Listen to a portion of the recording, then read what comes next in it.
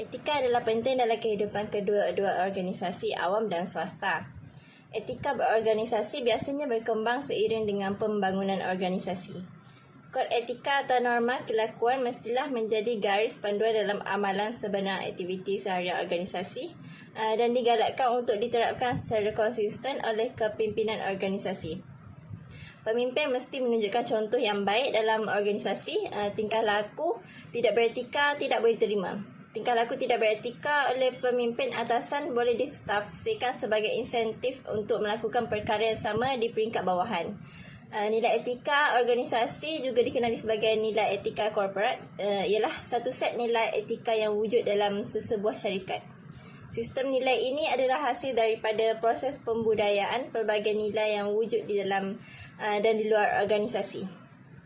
Nilai etika organisasi atau lebih khusus persekitaran etika dalam sesebuah organisasi terdiri daripada pelbagai amalan yang dijalankan oleh pihak pengurusan serta nilai-nilai yang dilampirkan.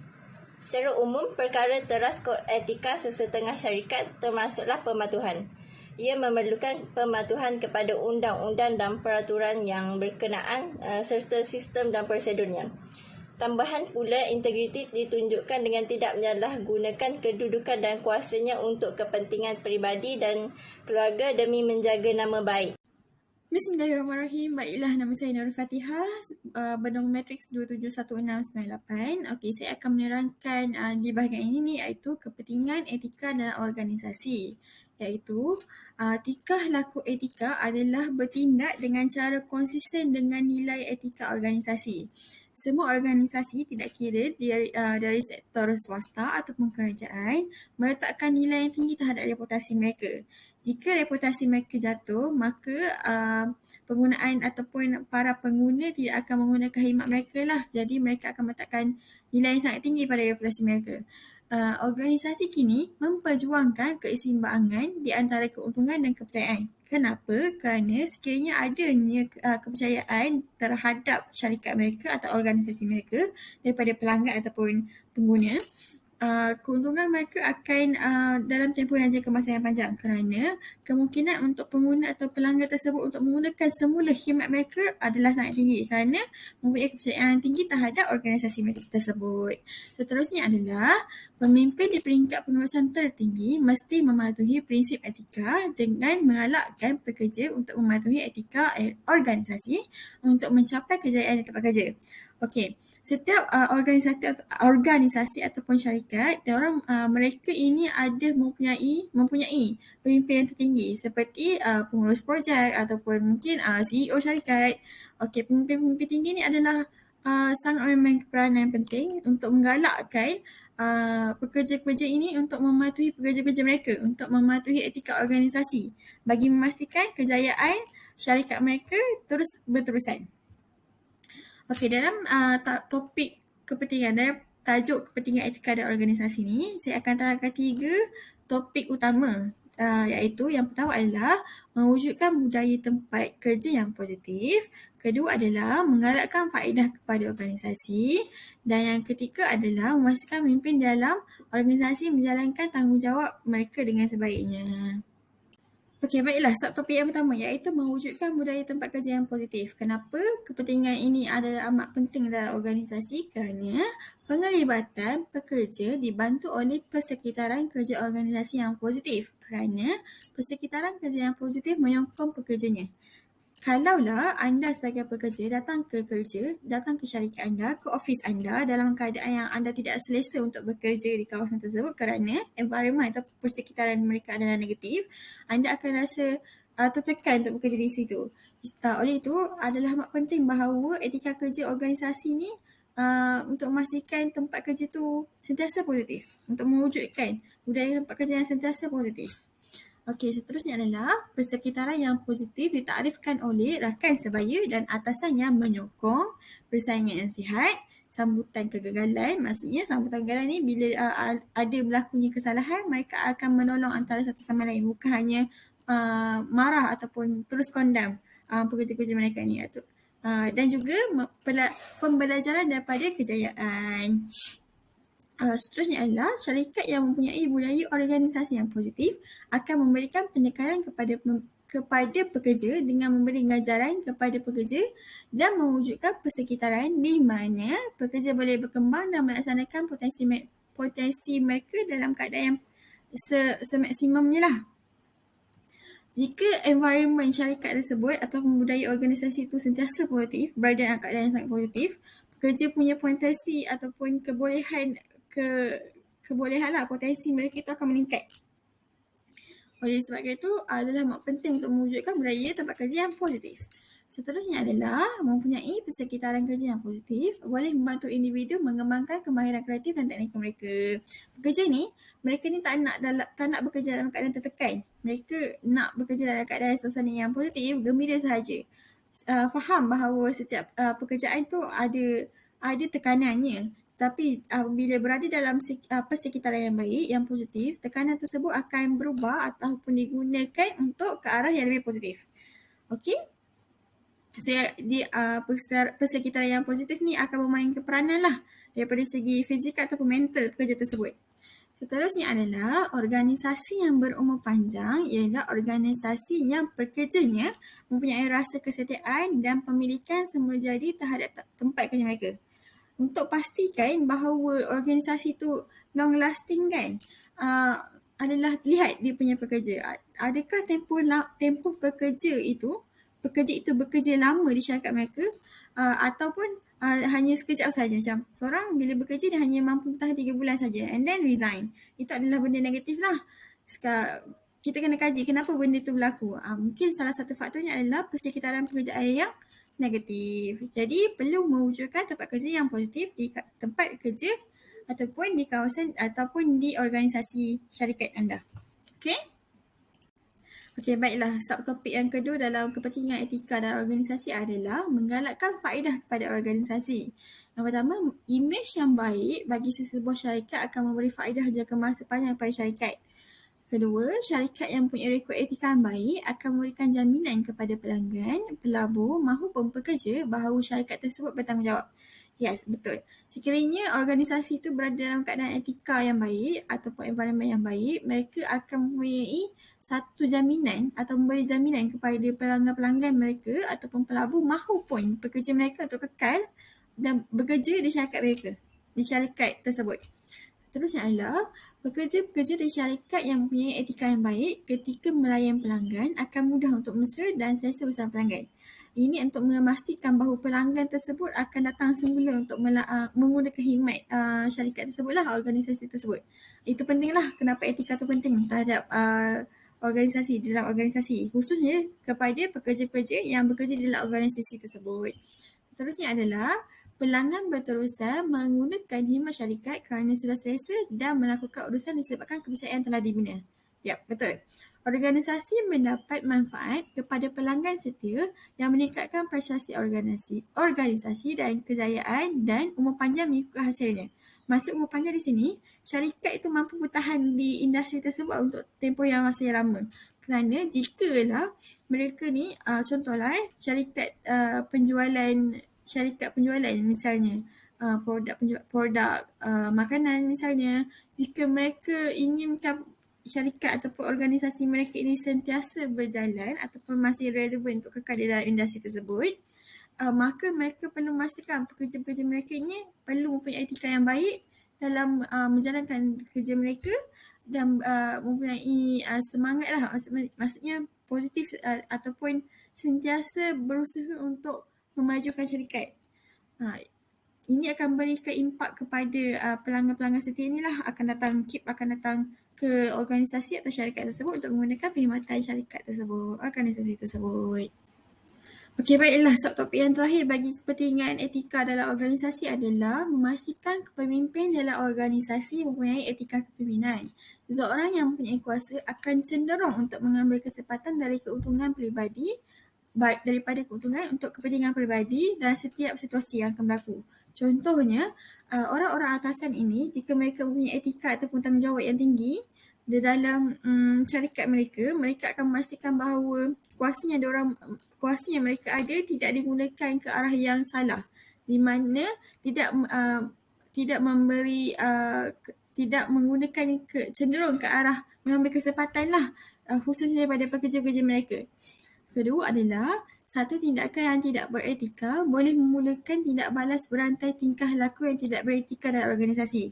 Misalnya, sebagai contoh, terdapat 10 pekerja dalam syarikat tersebut tetapi terdapat seorang yang mempunyai etika yang sangat buruk di mana mereka tidak yang datang lewat, dialah yang keluar awal ataupun makan awal, baik keluar awal lunch tapi balik lambat daripada makan tengah hari tu, rehat tengah hari tu. Okey, disebabkan itu nanti akan timbul satu rantai tindak balas berantai di mana pekerja lain akan mempersoalkan kenapa pekerja yang bermasalah ini masih relevan atau kekal di syarikat tersebut walaupun dia bermasalah. Jadi bila dilihat situasi ini, pekerja-pekerja lain sedikit lama-lama dia akan mencuba untuk melakukan atau meniru tindakan tersebut kerana tiada tindakan daripada pemimpin atasan lah. Kerana ialah satu organisasi yang baik akan mempunyai pemimpin yang baik juga dalam organisasi itu.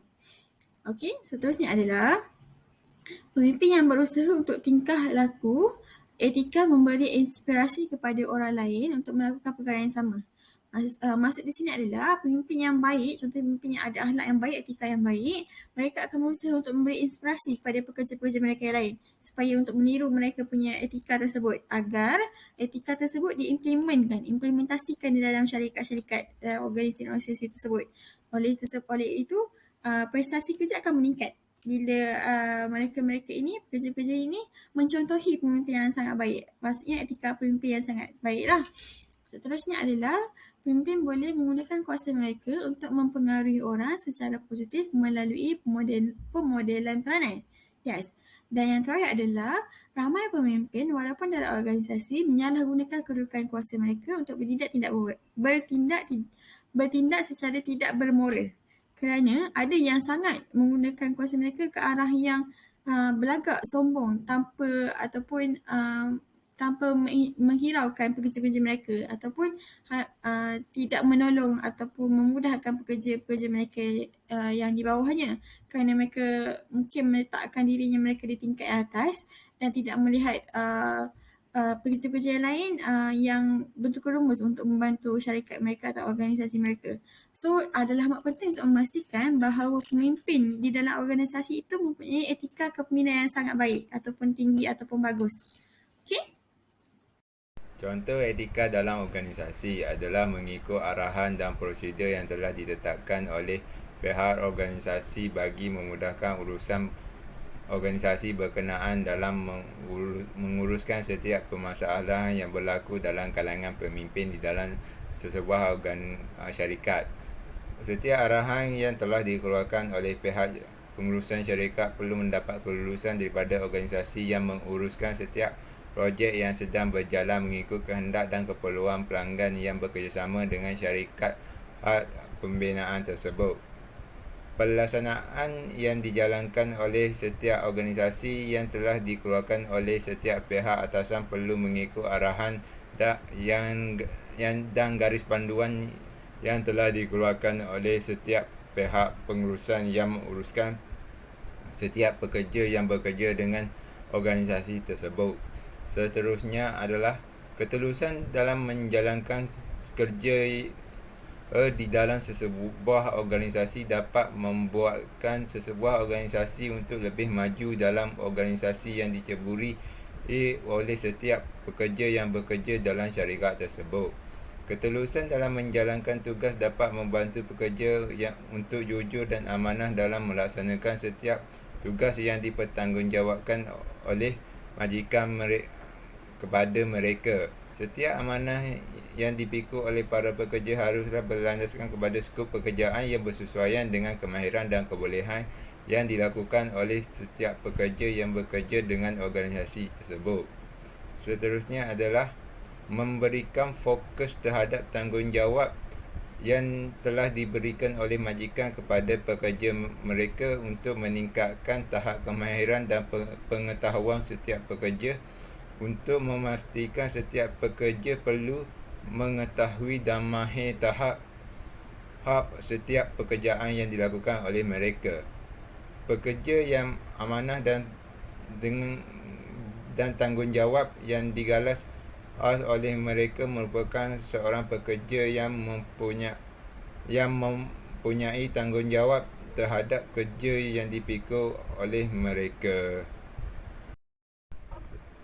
Sikap ambil tahu terhadap masalah yang berlaku sekeliling bagi membantu setiap pekerja dapat menjalankan pekerjaan dengan lebih cepat mengikut tempoh masa yang telah ditetapkan oleh syarikat. Setiap organisasi yang prihatin terhadap masalah yang dihadapi oleh pekerja dan projek pembangunan dalam organisasi dapat membantukan setiap pembangunan yang dijalankan tidak dapat disiapkan mengikut kehendak dan masa ditetapkan oleh pihak pemaju. Seterusnya adalah dengan menguatkuasakan undang-undang yang ketat kepada mereka yang melakukan penyelewengan dalam menjalankan tugas yang telah diamanahkan. Penguatkuasaan undang-undang yang lebih ketat ini akan menimbulkan kegusaran dalam kalangan para pekerja untuk memastikan pekerjaan yang dijalankan oleh mereka dapat dilakukan dengan lebih baik dan melaksanakan amanah mengikut kehendak dan kemahuan pihak pemaju dalam mencapai kehendak dan kemahuan yang dimahukan oleh pemaju dan pelanggan yang menggunakan perkhidmatan daripada organisasi pembinaan tersebut. Tindakan tidak beretika dalam organisasi adalah dengan terlibat dengan gejala rasuah dan salah guna keuangan telah menjatuhkan reputasi organisasi untuk mendapatkan lebih banyak projek pembinaan untuk berkembang dengan lebih baik. Organisasi yang terlibat dengan gejala rasuah dan salah guna keuangan dalam menjalankan sesebuah projek dan kerjasama dalam organisasi telah menjejaskan kerjasama dengan organisasi untuk kekal berurusan dengan syarikat tersebut. Pekerja yang terlibat dalam kesalahan pecah amanah dan salah guna kuasa dalam organisasi telah memusnahkan kerjaya mereka dan juga boleh menyebabkan setiap pekerja yang terlibat dalam kesalahan tersebut akan hilang kelayakan untuk berkhidmat di dalam syarikat tersebut. Seterusnya, melakukan kegiatan pecah amanah terhadap pekerjaan yang diamanahkan oleh syarikat kepada pekerja dipertanggungjawabkan dalam organisasi kepada pekerja tersebut. Pekerja yang melakukan kegiatan pecah amanah dalam pekerjaan yang dijalankan dalam organisasi boleh memberikan kesan buruk kepada diri dan reputasi syarikat turut terjejas akibat daripada kesalahan yang dilakukan oleh pekerja tersebut. Ini memberikan kesan kepada organisasi untuk mereka bekerjasama dengan organisasi yang lain bagi meningkatkan kerjasama dan memperkembangkan organisasi mereka dalam mencapai sebuah organisasi yang mampu bersaing dengan organisasi lain. Seterusnya, menyalahguna tenaga kerja dan sumber lain untuk kepentingan peribadi. Tindakan sesetengah kaki tangan dan pekerja yang mengambil kesempatan terhadap kedudukan dan jawatan yang dipegang oleh mereka untuk mengaut keistimewaan yang ada pada mereka bagi memudahkan urusan peribadi mereka.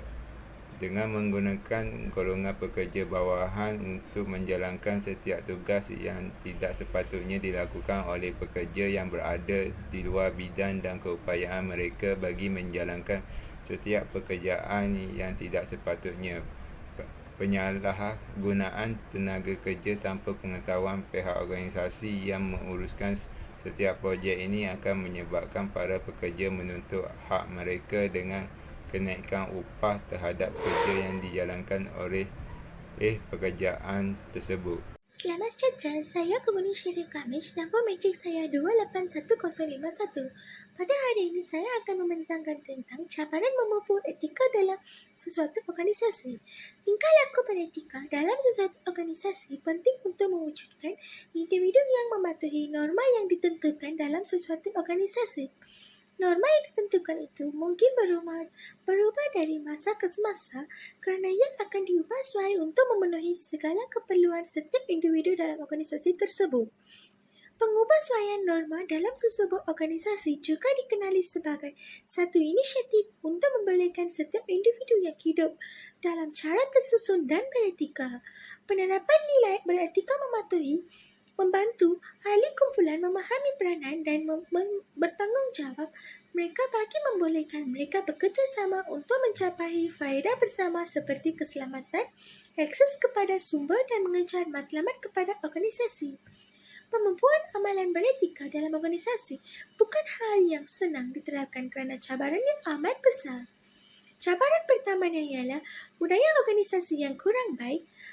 Budaya organisasi boleh dikenal pasti dengan adanya kepercayaan dan tingkah laku yang menyumbang kepada suasana sosial dan psikologi yang unik di sesebuah organisasi.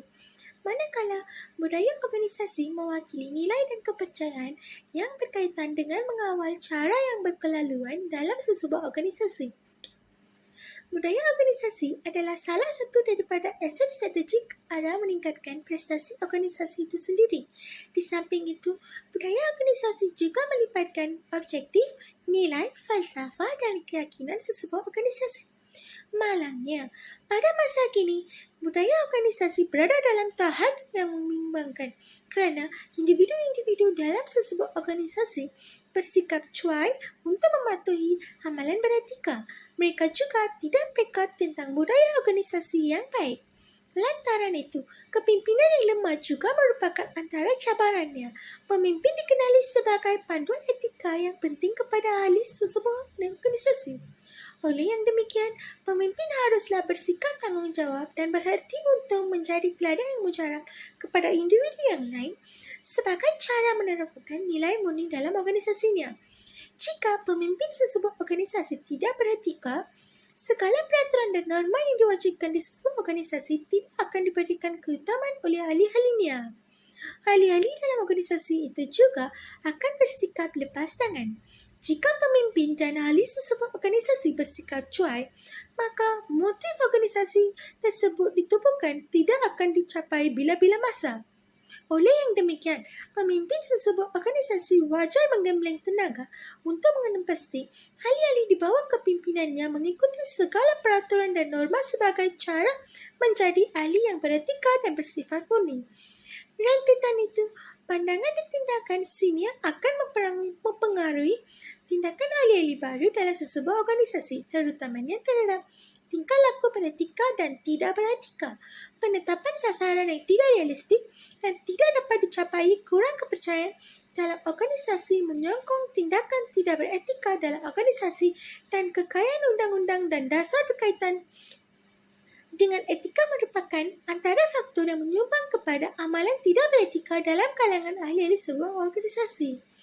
Kesimpulannya, etika adalah penting kerana ia memenuhi segala keperluan asas manusia yang dikendaki oleh setiap individu yang menjadi ahli sebuah organisasi yang sedia mengambil tenaga untuk memajukan organisasi mereka. Sekian saja daripada saya. Saya akan membagi slide ini dekat rakan seterusnya. Sekian, terima kasih. Assalamualaikum warahmatullahi wabarakatuh. Nama saya Nur Atifah binti Manasir, nombor metrik 270891. Seterusnya saya akan sambung bahagian bagaimana untuk menerapkan konsep etika dalam organisasi. Okey, cara yang pertama untuk menerapkan konsep etika dalam organisasi ialah menjadi model kepada pekerja. Okey, menjadi model kepada pekerja merujuk kepada pengurusan atasan haruslah menetapkan dan mempamerkan tahap etika yang tinggi serta memupuk integriti yang bermanfaat kepada orang lain, terutamanya kepada pekerjanya untuk meningkatkan asas moral dalam organisasi tersebut. Contohnya melalui dedikasi pengurusan eksekutif, ianya menangani penubuhan etika organisasi serta komponen kepimpinan kerana pemimpin itu mempunyai keupayaan untuk mencipta, mengekalkan ataupun mengubah suai persekitaran organisasi tersebut dengan menjadi model kepada pekerja. Oleh itu, pengurusan haruslah mempromosikan aktiviti etika terutamanya kepada pekerja-pekerjanya. Okey, peranan model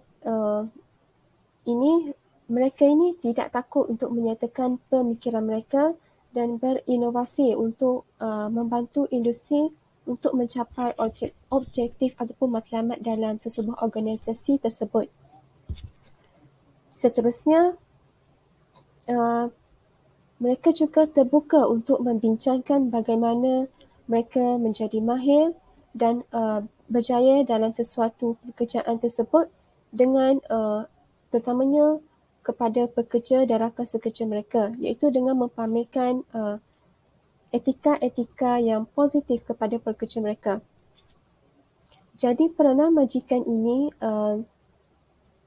mereka ini selalu akan bertanya ataupun berkomunikasi tentang input ataupun khusus mengenai proses, sama ada proses yang baru yang telah diperkenalkan dalam organisasi tersebut, dan mereka memberikan maklum balas kepada pekerja mereka, maklum balas yang jujur dan positif serta langkah ataupun alternatif yang dirasakan baik untuk menangani sebarang kelemahan ataupun masalah yang dikemukakan. Okay, seterusnya adalah program latihan etika. Program latihan etika ini khususnya adalah supaya dapat mengajar pekerja bagaimana untuk menghadapi cabaran etika apabila mereka timbul dan bagaimana untuk meningkatkan tingkah laku etika dalam sesebuah organisasi tersebut.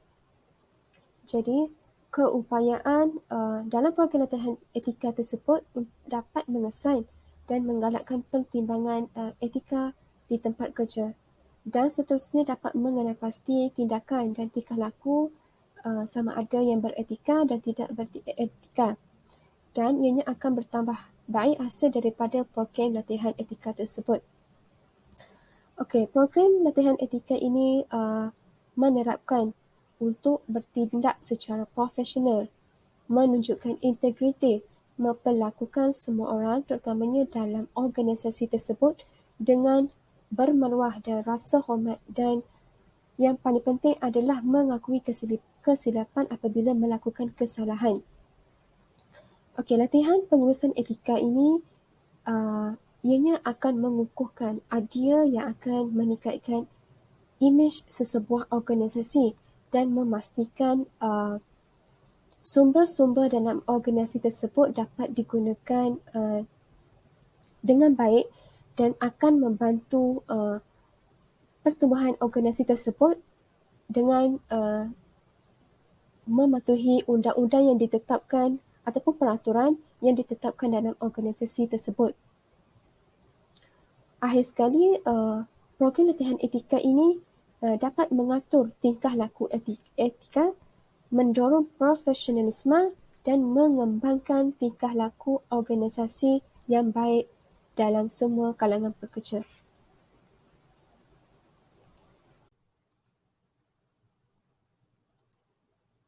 Akhir sekali adalah komunikasi dalam organisasi. Penerapan komunikasi dalam organisasi dapat mewujudkan etika dalam organisasi. Hal ini diperhatikan kerana komunikasi dalam organisasi itu merakumi organisasi sama ada dalam dalaman ataupun luaran antara organisasi dan pihak berkepentingan. Komunikasi organisasi boleh memberi kesan yang signifikan terhadap kebersamaan sebuah syarikat. Contohnya sumber manusia, latihan dan pengurusan pekerja, perhubungan awam dan hal ehwal awam. Seterusnya, komunikasi adalah komponen pengurusan yang penting di dalam sesebuah organisasi tersebut. Sama ada tujuannya adalah untuk mengemaskini pekerja mengenai dasar baru untuk mempersiapkan bencana atau masalah, untuk memastikan keselamatan dalam organisasi dan untuk mendengar sikap pekerja. Komunikasi yang berkesan adalah isu yang penting dalam pengurusan organisasi yang berkesan. Oleh itu, untuk mencapai kejayaan, organisasi harus mempunyai dasar dan strategi yang komprehensif untuk berkomunikasi dengan kawasan dalam sesebuah organisasi, pekerja dan pihak berkepentingan dalam organisasi tersebut agar dapat mencapai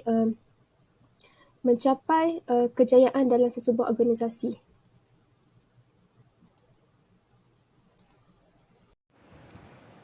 Okey, sebagai kesimpulan, etika dalam organisasi amat penting bagi sesebuah syarikat bagi menjamin kecemerlangan dan kemajuan syarikat ke peringkat yang lebih tinggi. Jadi, etika merupakan kriteria manusia yang paling penting, maka dengan itu dunia akan menjadi tempat yang paling huru-hara sekiranya etika tidak wujud. Begitu juga dalam organisasi syarikat juga akan huru-hara jika tiada persefahaman maupun kerjasama bagi mencapai keuntungan syarikat. Jadi perlu ada kesedaran etika dalam kalangan pekerja. Maka dengan itu, etika amatlah dititik beratkan bagi sesebuah organisasi di mana ianya adalah sebagai panduan seseorang dalam pelaksanaan tugas dengan lebih berkualiti. Jadi di samping itu, dalam organisasi yang berjaya di mana penting mewujudkan budaya kerja yang positif dan persekitaran yang baik. Seterusnya, menggalakkan faedah kepada organisasi. Seterusnya, pekerja perlulah fokus dan teliti terhadap tugas yang diberi. Pemimpin juga haruslah mempunyai etika kepemimpinan dan pekerja juga haruslah mengikut arahan yang diberi maupun prosedur yang telah ditetapkan oleh syarikat. Pekerja juga harus menjalankan tugas yang diberi mengikut jadual yang ditetapkan. Pekerja juga haruslah amanah, jujur dan saksama dalam menjalankan sesuatu tugas. Jadi, dengan itu nilai etika juga harus diterapkan dalam diri seseorang maupun dalam sesebuah organisasi di mana etika boleh menjamin kejayaan sesebuah syarikat. Sekian saja daripada saya dan grup saya. Terima kasih.